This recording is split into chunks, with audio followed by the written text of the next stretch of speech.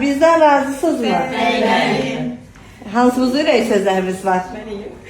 Üçüncü artıq kesir əməliyyatımdır. Pərvin doktoru sayəsində 300 mama oluram. 3 oğlum var və yaxşı ki, mən seçdiyim Pərvin doktor olub və International Medical Center-ə çox təşəkkürümü bildirirəm kollektivinə.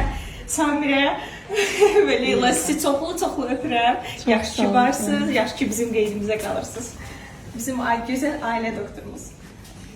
Başqa kimin ürək sözləri var? Ben de Pərvin doktoru çok sağ ol deyirəm. Təbii doğuşla.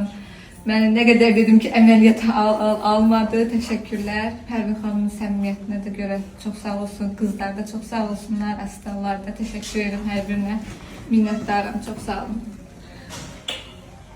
Canlarım benim. Sağ olun. Siz de sağ salamat büyüdün balalarımızı. İnşallah yine de görüşmək ümidiyle.